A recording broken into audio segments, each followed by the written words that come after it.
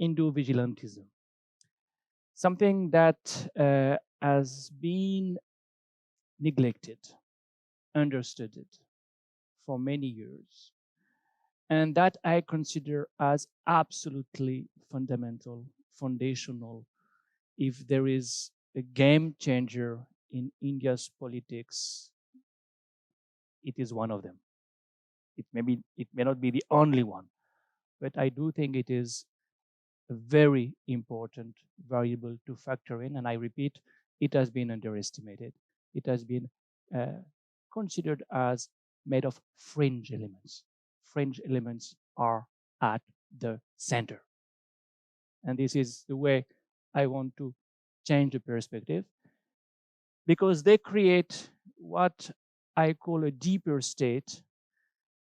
We know what is a deep state. A deep state is a state where non-elected actors are remote controlling power. Pakistan is a deep state par excellence.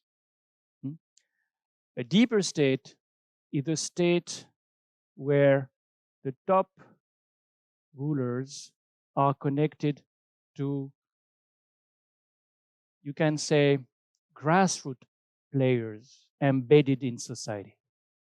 And from the top to the bottom, you have this connection. That's the conclusion I will reach after presenting now my paper, but I prefer to make it clear before so that you can understand why I consider that so important. Let's begin by defining vigilantism. What do we mean by that?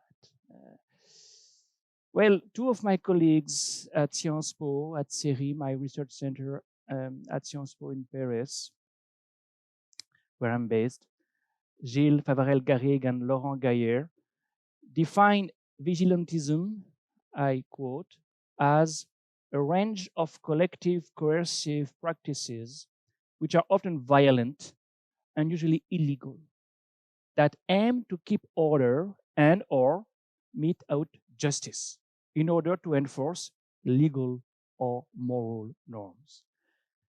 If you want, vigilantes are outlaw law enforcers in the name of what they consider legitimate. They do illegal things. And this is, of course, the complexity of this movement. A movement that is not visible in India only, far from that. You have vigilante groups everywhere these days. They are back. They were there a long time ago. In fact, Mr. Charles Lynch created vigilantism in the 18th century. Lynching comes from there. And when he created a self-defense group and started to hang Negroes on trees, he was enforcing a vigilante moral policing.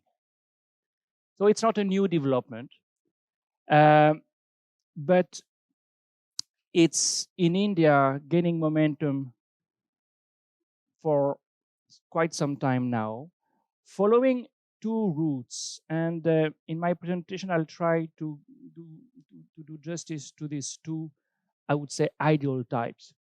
One, vigilantes attack individuals or groups whose customs are perceived as deviant, or whose practice arouse fear among the majority. So, of course, minorities, migrants, deviant groups, others are targeted first and need to be suppressed, repressed, intimidated. Violence is always a method. But, and that's the other ideal type, vigilantes can also target, and often also target, members of their own community who are seen as betraying their own culture, their own values. And I'll try to also refer to this second ideal type. What is common in these two categories or types is really the degree of physical and symbolic violence that we find on both sides. What I will be doing in this presentation is to show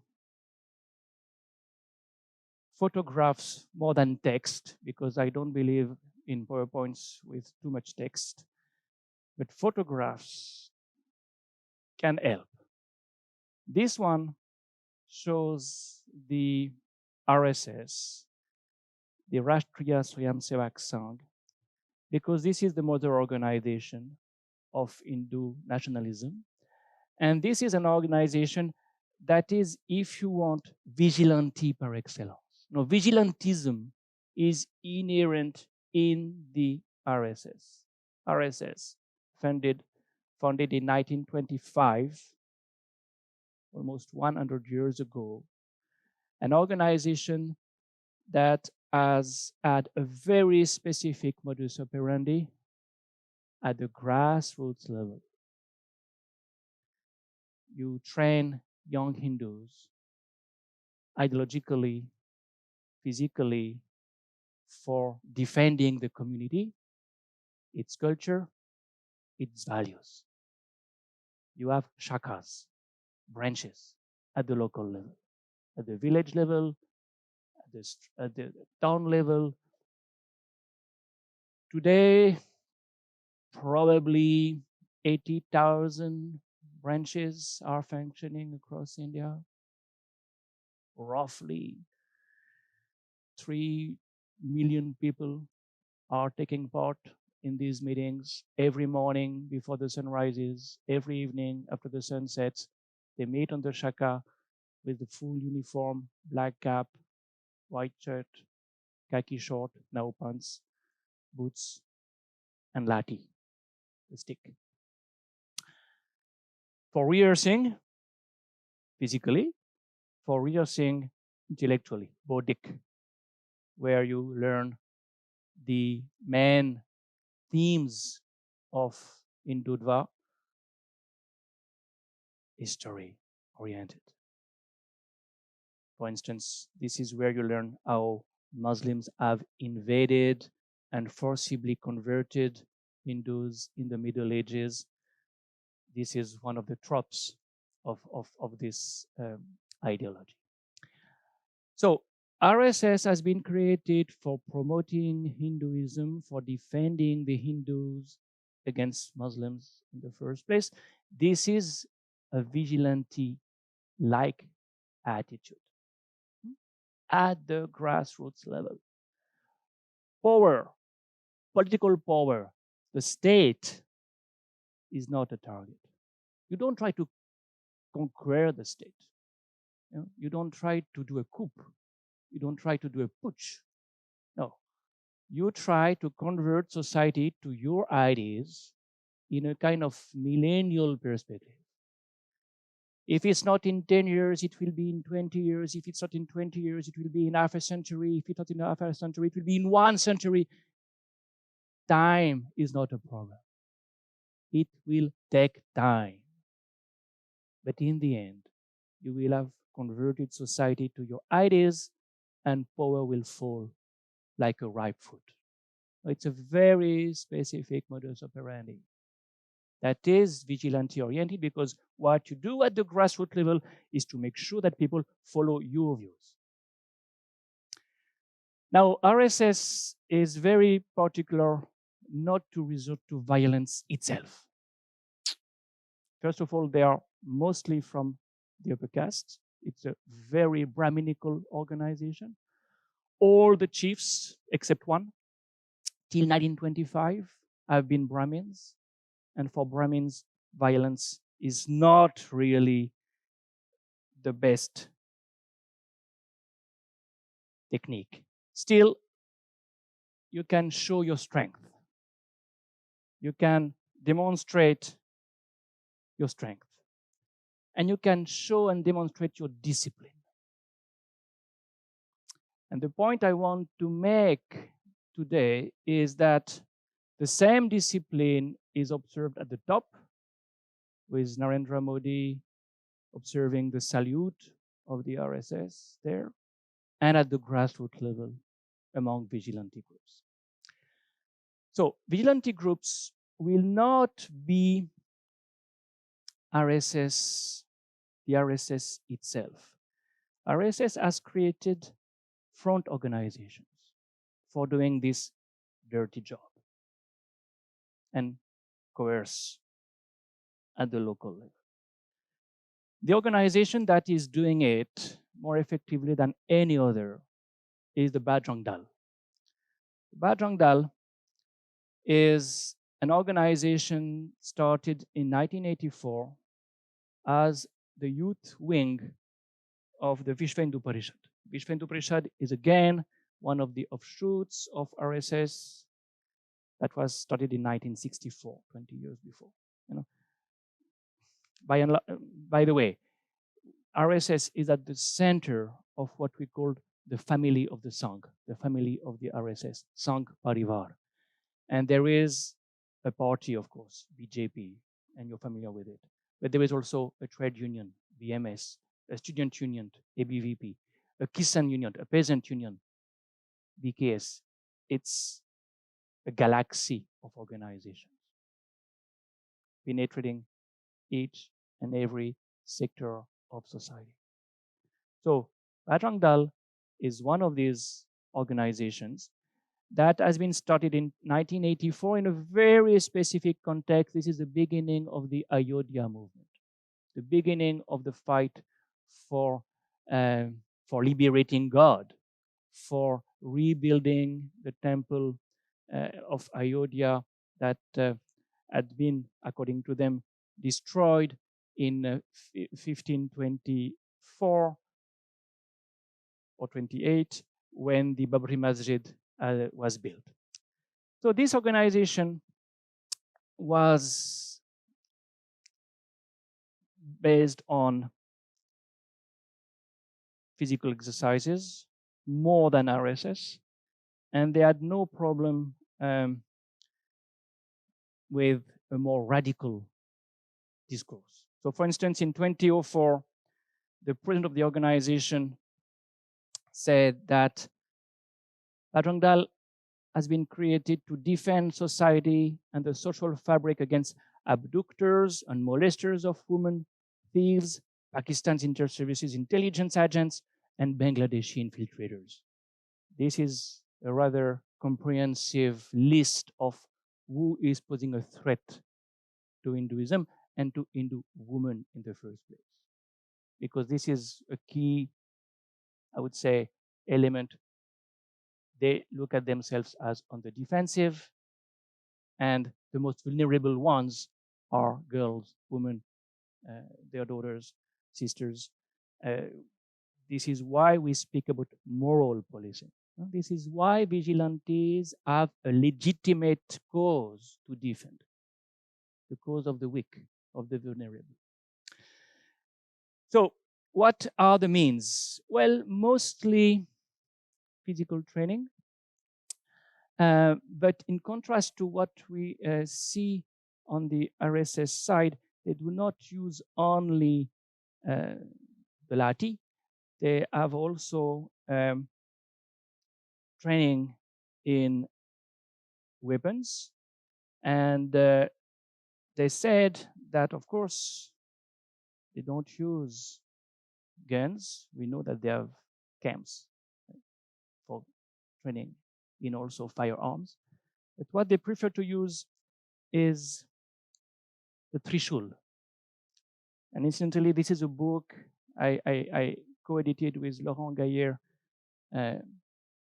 in 2009. And at that time, people were saying, well, when you think about armed militias of South Asia, why do you show Bajrang Dal? Well, you should show jihadists Well, we also show jihadists in the book, but this is revealing of what we could see as emerging, as coming. This Trishul is the, by the way, this book is available in English also, Armed Militias of South Asia, but the cover is different.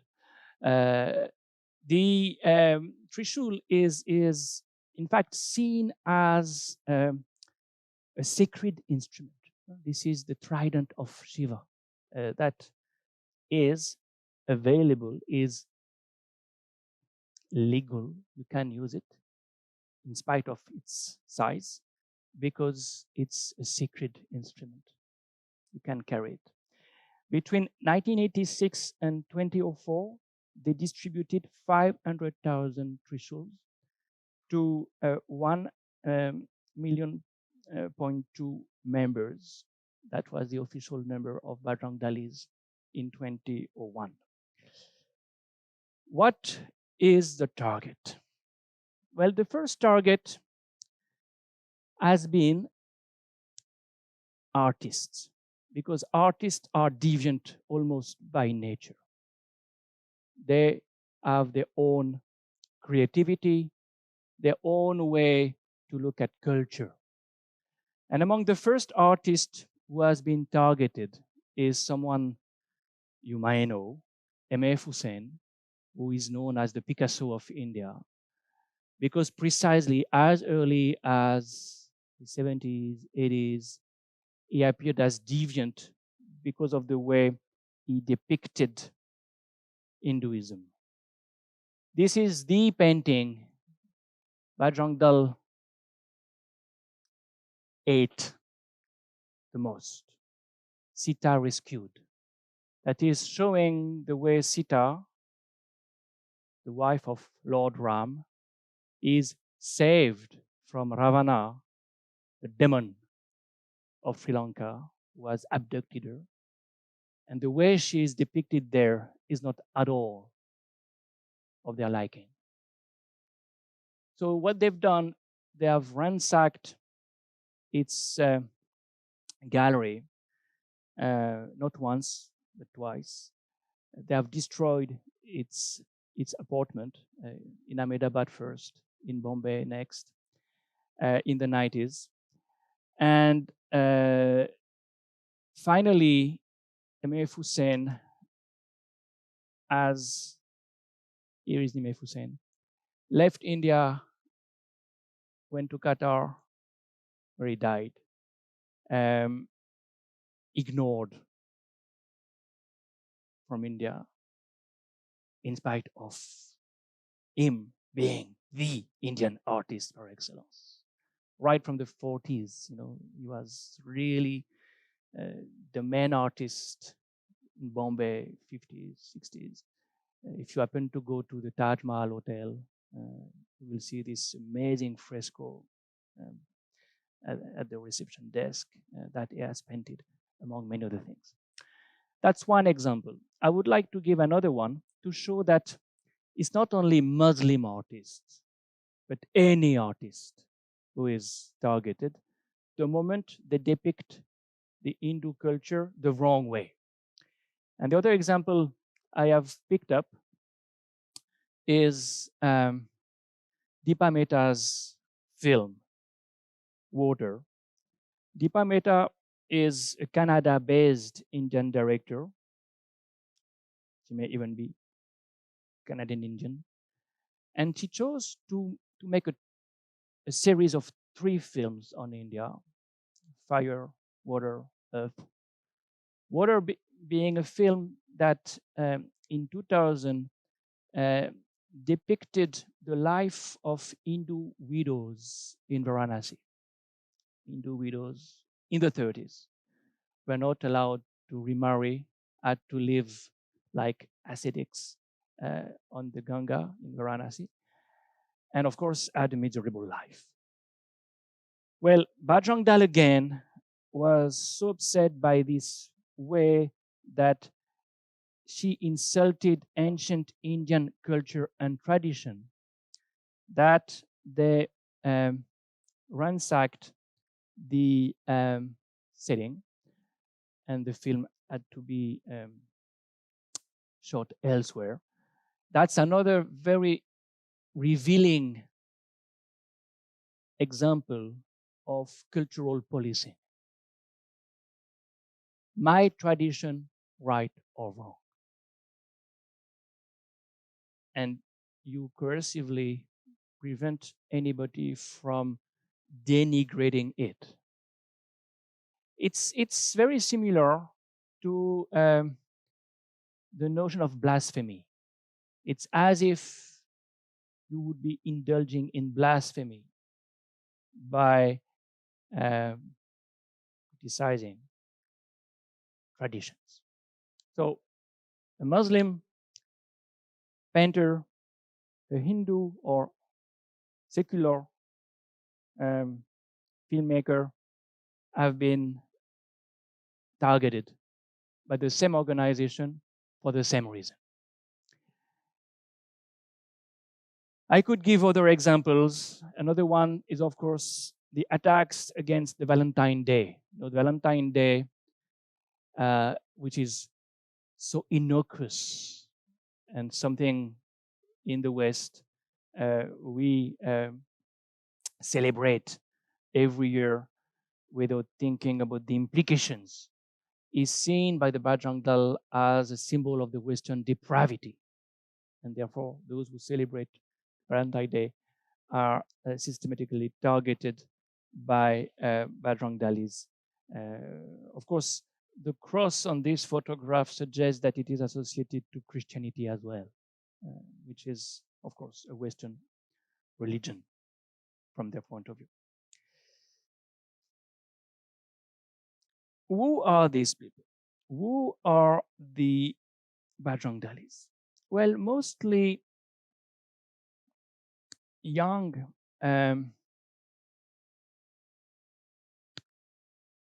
jobless, largely uneducated youth who invest in this activity to recover self-esteem. You do something noble for your tradition, for your community. And you may be jobless, you may be penniless, especially for those who come from the upper caste and are feeling this frustration of being poor and idle. It helps. One of the interviewees of Annie Govan from the Washington Post says, and I quote only one sentence, after joining the Bajrang Dal, I had a strange sense of confidence now. The group has told us what is right, what we need to do for society. What is right? I'm doing something that is right. I have found a kind of raison d'être. And in the following sentence, he says, we have been taught not to eat the head and chest. That can be fatal. We beat them in such a way so that they get these serious, silent injuries on the backs, on the legs, so they do not die. Otherwise, there will be a case against us. So you do the right thing in two ways, in terms of a noble achievement and a non-fatal kind of wound. That's the right way to do things. Training that is very comprehensive. So vigilantism is not something spontaneous. It is something organized. And I want to insist on this. Because after 2014, we've seen vigilante groups indulging in new kinds of activities against law of jihad. Muslim boys accused of seducing Hindu girls to marry them, to convert them. Garvapsi, homecoming, reconversion of Muslims or Christians. And cow protection. And cow protection resulted, I will return to that in a minute, in the lynching of dozens of Muslims who were carrying cows back to their farm from the market, but they were lynched because they were accused of taking these cows or bovine buffaloes to the slaughterhouse. And it became such a problem that the Supreme Court of India had to intervene. The Supreme Court of India had to say, well, we have to regulate and fight against mob lynching. Well, there is nothing like mob lynching. This is something that is well organized, well pre-planned, because they have been trained to do that, and it's important not to be misled on that front. So that's the first point I wanted to make, to give you an idea of what is vigilantism at the grassroots level and who are the vigilantes. Now, the main point I want to make is different. I want to show how this is part of the making of a deeper state. That is the scene at the local level. How does it connect with power? And if you want to understand this connection, you have to look at it at the state level. Because in the first place, police in India report to the state government. So it's at the state level that you can see how vigilante groups and police work together. Of course, it's not easy to get this information, but there are two cases representing two variants of this mechanism, of this architecture, Haryana and Uttar Pradesh. Haryana is an interesting state because it has played a pioneering role for cow protection. There is in Haryana an organization known as Gauraksh Dal. This is the Gauraksh, the new hero. When I say you recover self-esteem, here is a photograph, here is a visual illustrating that. And what are they doing? They are showing their place to the Muslims. In fact, this is the image of a man who has been butchered in Mewat or Rajasthan, not far from Haryana. This lynching has been on social media for hours. Social media plays a huge role in the way you recover your self-esteem. You show the world what you are capable of doing. So YouTube, WhatsApp are very much disseminating these images of the new heroes. They are the new heroes. Celebrity. That's one of the facets. Now, let's return to Haryana. Well, by the way, this is another girl. That's a very professional group. I will not say more on this one. The photograph is enough. This is the Gauraksh Dal of Punjab. They went so far that finally Satish Kumar, the chief, had to be arrested and put behind bars. The other ones don't go so far. They are doing that, much less sophisticated.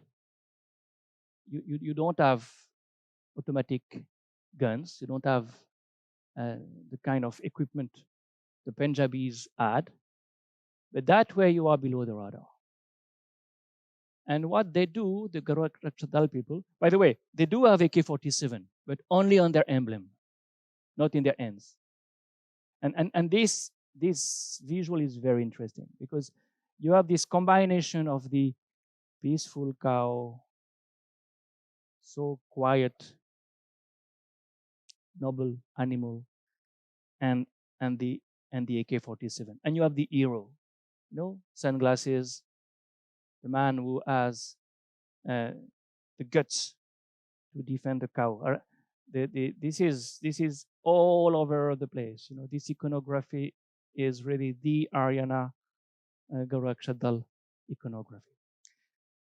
So they do patrol on the highway with the hockey sticks or anything between Chandigarh and Delhi, and stop the trucks supposedly carrying bovines. And when they find a Muslim truck driver, taking a cow somewhere, they beat him up. What is important to know is that this is illegal, but it's done with the blessing of the police. The Haryana police and the vigilante groups work together. In fact, the police has subcontracted this kind of activity to the vigilantes, who are very zealous, inexpensive, and we report to them. So you see, these people,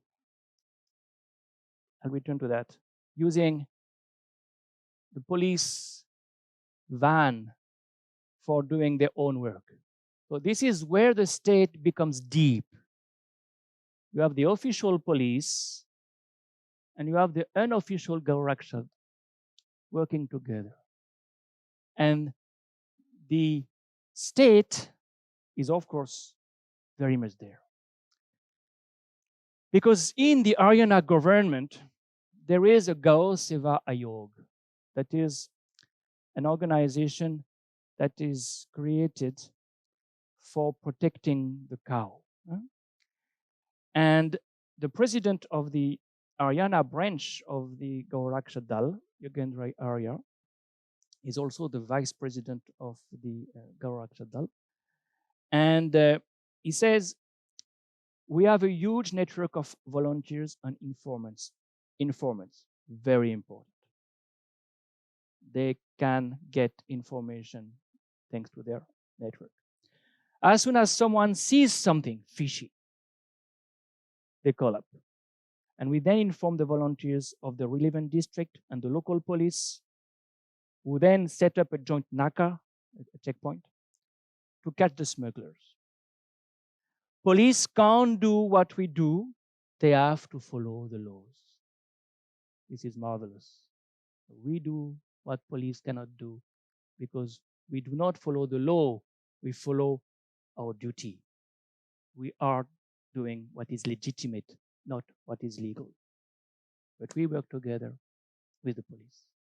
And this with the blessing of this organization, because the man who is speaking is part of this organization. An organization that is presided over by Baniram Mangla, who is sitting in the middle. Baniram Mangla has been the RSS chief, or the chief of the RSS for Gurgaon district for years. No, Gurgaon, not a remote Mofussil kind of town. The richest per head city in India, south of Delhi, the most modern part of India. We are not talking about backward districts. We are talking about the elite of India's middle class. So you sit there. This is an official body. And he connects with the Bajrang Dalis and Goraksha Dal people. And of course, the police. Because the police has itself created a brigade for protecting cow and works, as I've said, with the Goraksha Dal people. This is a deep state. This is a state where you have the tip of the iceberg that everybody can see, and below the sea level, what's taking place every night. That is a system. That is something that refers to the same movement, because on both sides, you have RSS people. They may be officials, they may be unofficial, but they report to the same organization. So that's the Ariana model of the vigilante state. Let me quickly turn to the Uttar Pradesh model. Uttar Pradesh has a chief minister of a different kind. Since 2017, he has been re-elected in 2022. The chief minister of Uttar Pradesh is a Mahant, is a high priest, the high priest of a large temple in Gorakhpur. And he comes himself from a lineage of Mahants who have paid allegiance to Hindu nationalism for almost 100 years. Digvijay, who was, by the way, implicated in the plot resulting in the assassination of Mahatma Gandhi, was already involved in the Hindu Mahasabha, the Hindu nationalist movement in the 1920s, 30s for sure. And in fact, he was largely responsible for the introduction of a statue of Ram and Sita in the Babri Masjid in 1949, starting the controversy about, is it a temple, is it a mosque? So this Mahant initiated that Mahant, Avedianath, who himself initiated Adityanath. A lineage of priests who have all been members of Hindu nationalist parties, elected in Gorakhpur without any interruption since 1967, and being priests in politics. But they were only members of parliament till he became chief minister. But the most important thing to say is that between being initiated as the high priest of Gorakhpur and becoming chief minister and even member of parliament, Yogi Adityanath started his own militia. It's not his own private army. And this private army focused on cow protection, of course. Incidentally, all these people are Rajputs, all of them. Rajputs from Uttarakhand, most of them. Initiated into this Nat Sampradaya, the caste, the sectarian movement. So Yogi Adityanath created this Gauraksha Manch in 1998, and he was so much active against Muslims that in 1999 he was arrested by the police after one person was killed in some altercation. Soon after, he renamed his organization Hindu Yuva Vahini and started to specialize in low-intensity riots. You know, there is, by the way, a great book by Sudha Pai on, and I forget the name of her co-author, on how Uttar Pradesh became the state for low-intensity riots in the 2000s. She makes great argument. It's not possible to repeat what happened in Gujarat in 2002. How do you continue to polarize, but below the radar? Low intensity riots was the technique, And this is what this militia of this man specialized in. Here is the Hindu Yuva Vaini of Yogaditanath.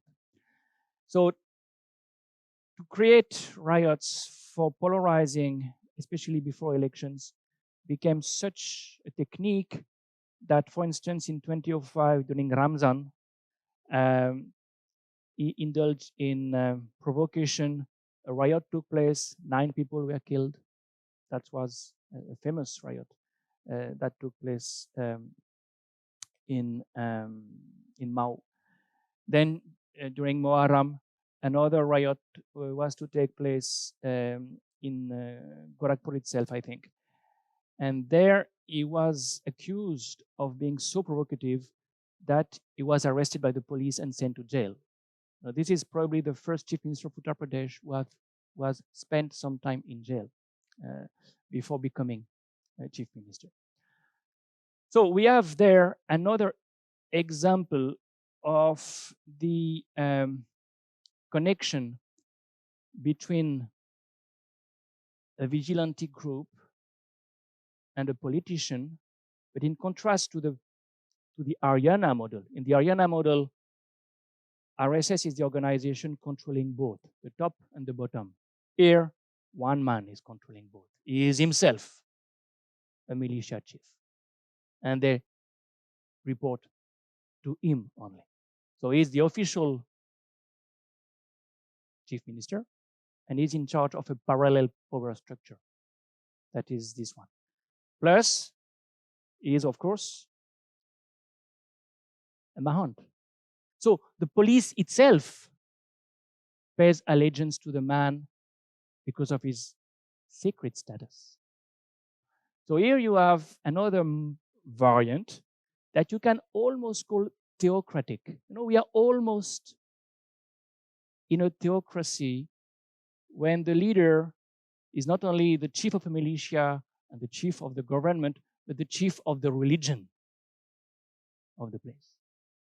And this is not an exceptional image. Everybody touches the feet of Yogaditanath, including journalists when he's interviewed.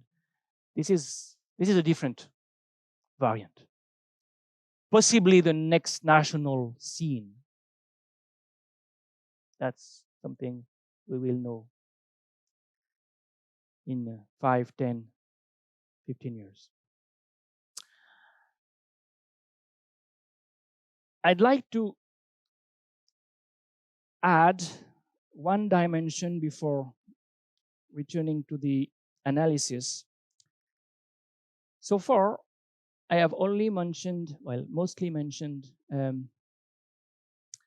attacks on Muslims, sometimes Christians, in the name of Hinduism, in the name of religion. There is another very important dimension in vigilantism.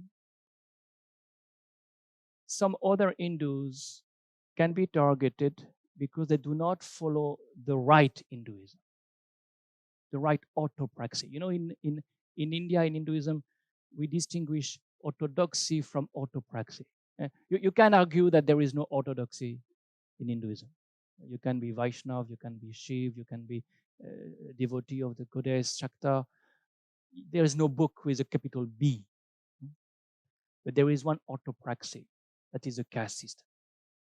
And the caste system has rules. And one of the rules is you marry in your own caste, endogamy.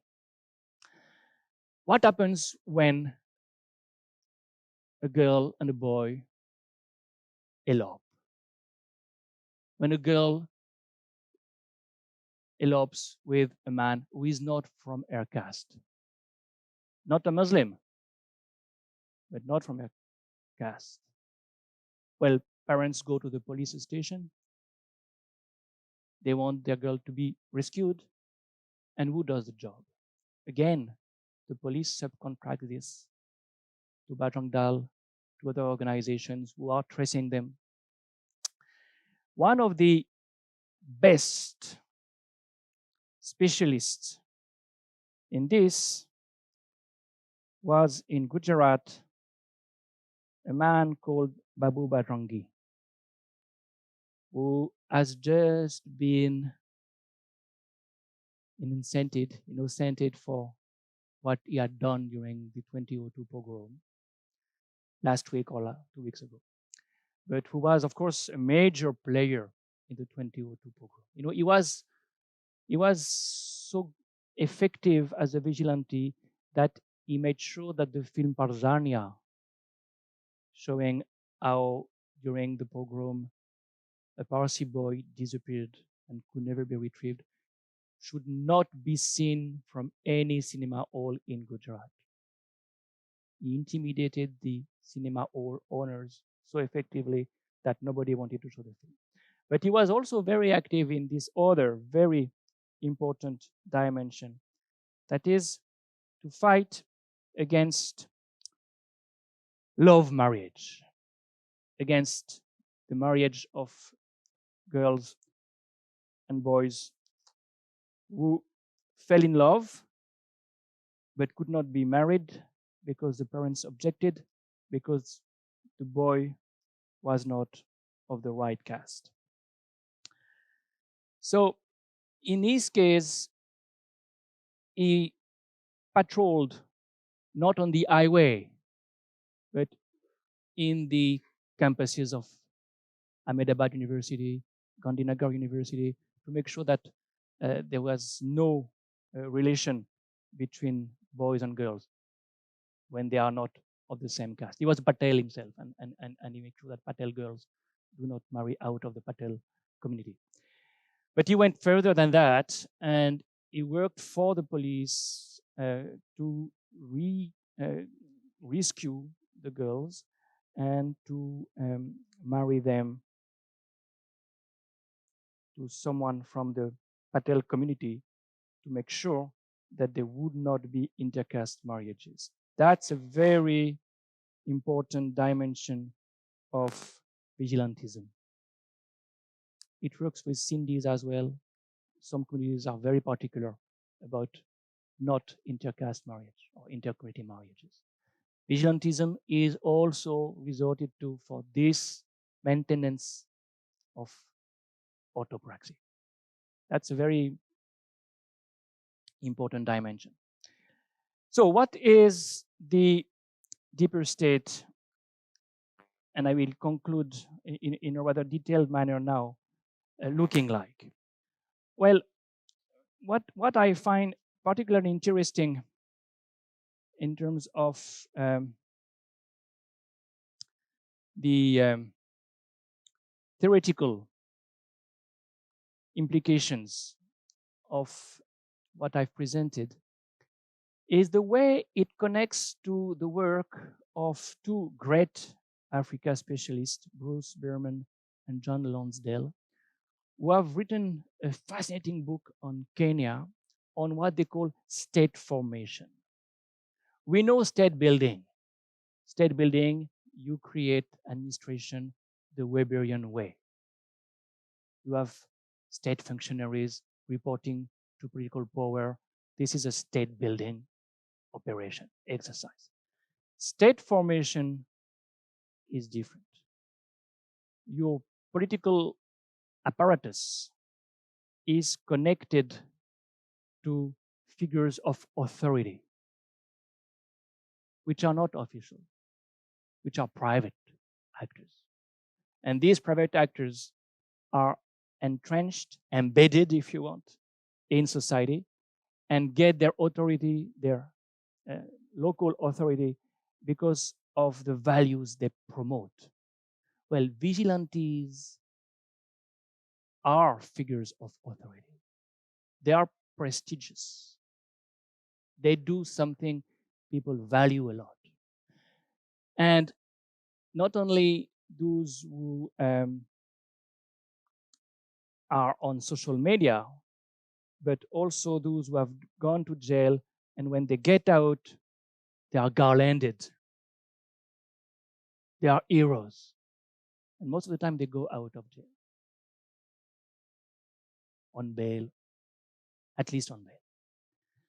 So you have this continuum, if you want, between the people like Narendra Modi, who comes from the same movement and who have reached the top job, and people like Babu Bajangdal, who are doing the same job at the local level.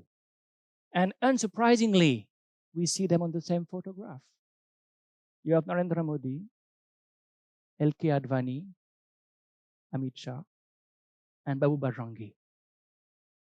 The man, Advani, is conversing for being elected members of parliament in Gandhinagar, 2004. Narendra Modi is chief minister, he is helping him as chief minister. Babu Bajrangi is the local man doing the dirty job. But this is the deep state. Advani is Deputy Prime Minister of India at that time, Home Minister at that time. You see the integration of this organization that from the top to the bottom is integrated. That's the main model. That's what I would call state formation. Why does it matter? Why does it matter so much? Well, it matters a lot because if BJP loses power, if the top of this structure goes away, it does not mean that it would change much at the local level. The deeper state is part of the social fabric. Babu Bajrangi retains his moral authority as a vigilante, even if Narendra Modi is not prime minister anymore.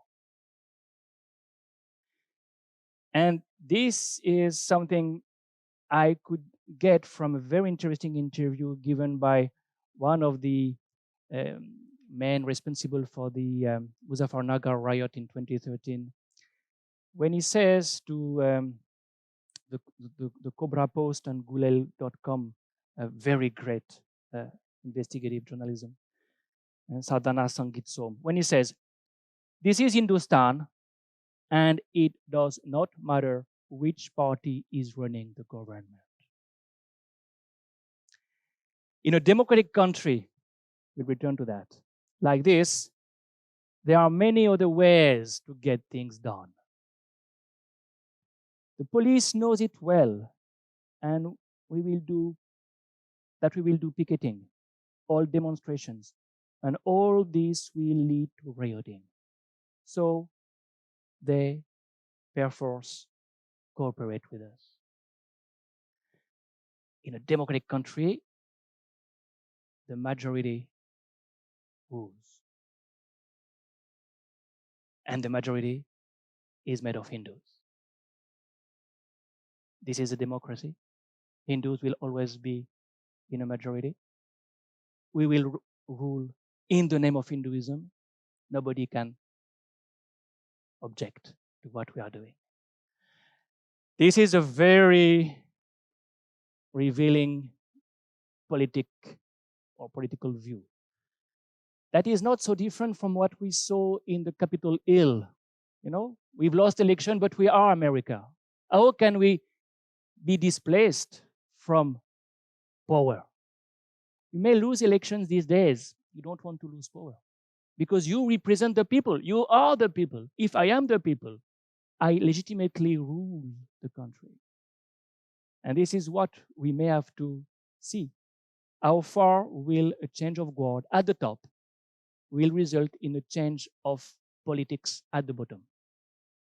How far can India return to secularism if BJP loses power? But that's why I think vigilantism needs to be studied. And it's not a fringe element kind of thing. It's absolutely key for our understanding of the polity of India.